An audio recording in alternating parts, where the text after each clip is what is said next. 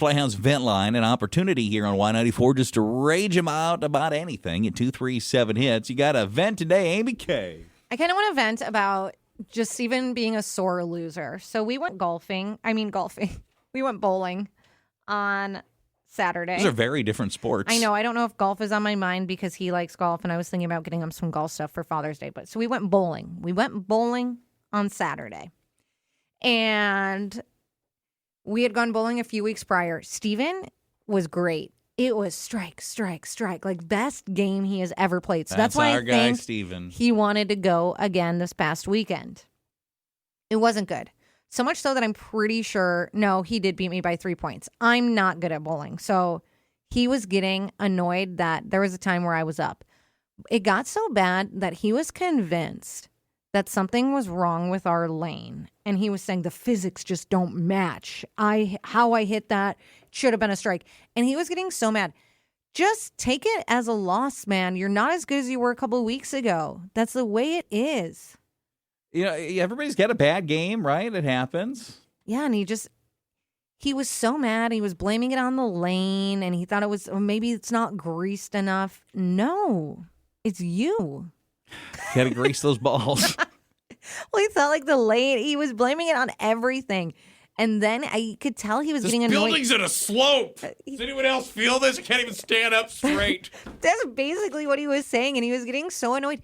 But I think what annoyed him more is that our scores were close. Oh, yeah. And he couldn't get over it. Like, he beat me by 3 points in one of our games. And he was, like, shocked by that. And he was like, look at how close we are. And I was like, yeah, that's pretty good, right? And he was like, I just can't believe it.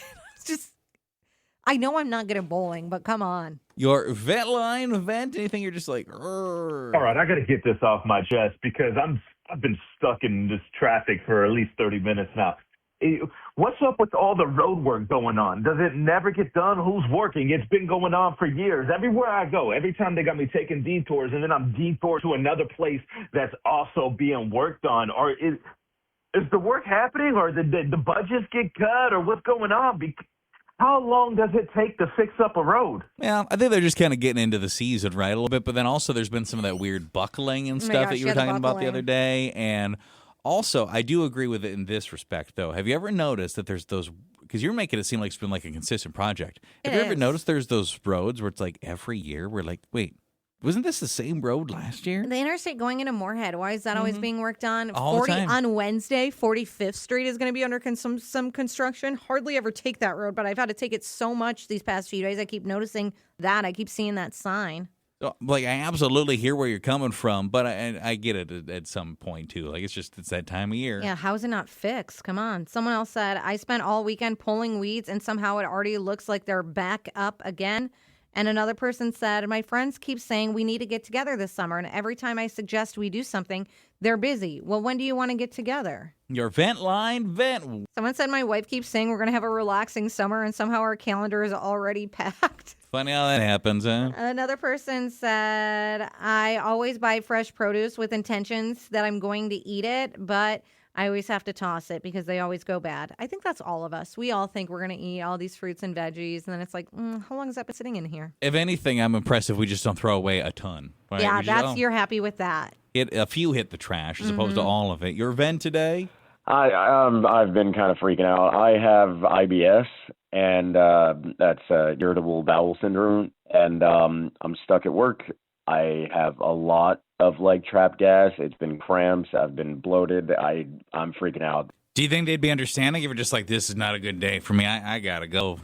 It's embarrassing. I think my boss, I'm trying to remember when I had the conversation with him, if it's come up before, but I know it came up at my onboarding interview and everything like that, but I think it's interesting that she even said something then. Like, oh, we're so happy to have you at the company. Just so you know, sometimes they have IBS.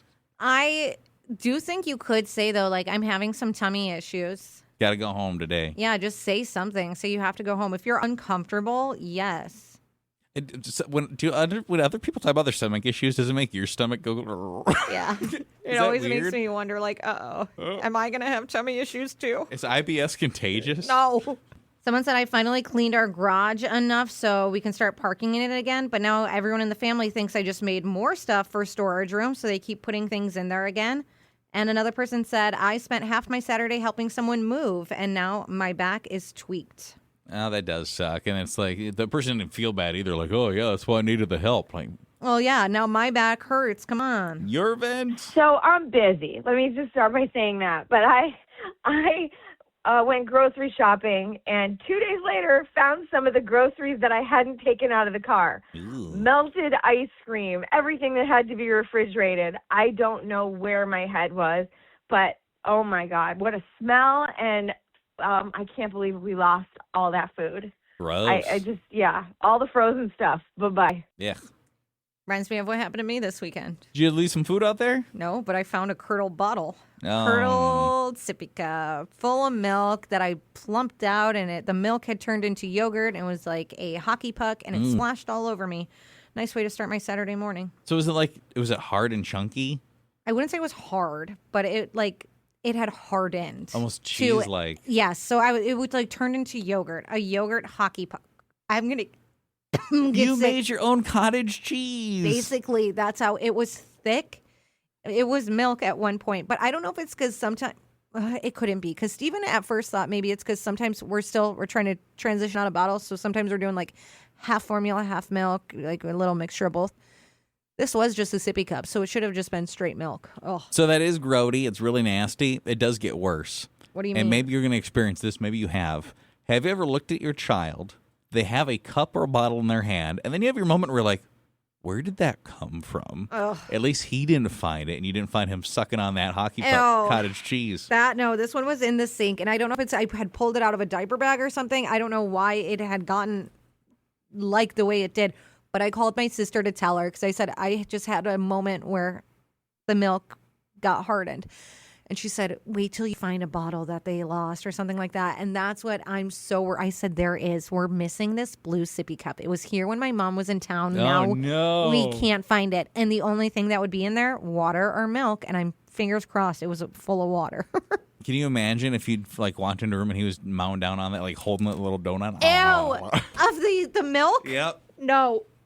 I would get sick. What do you have? Oh, my God. I would get sick on him. I'd throw up on him. What's your fin today? I just got to say something. What's up with these TV networks making decisions for the people? I don't know. Stephen Colbert, whether you like him or not, he had like 6 million viewers or something like that, and they just decided to get rid of him for Byron Allen, who has I think a lot less viewers. So I think we should make the decision, not them. Just saying. Nah, I don't know. It sucks anytime you like a show and it gets canceled. Agree. That's what I was going to say. I talked about this a couple weeks ago. Stumble getting canceled. That show was great. It was a funny show. I enjoyed. Why is Stumble gone? And then Brilliant Minds. That also got canceled. Bummer.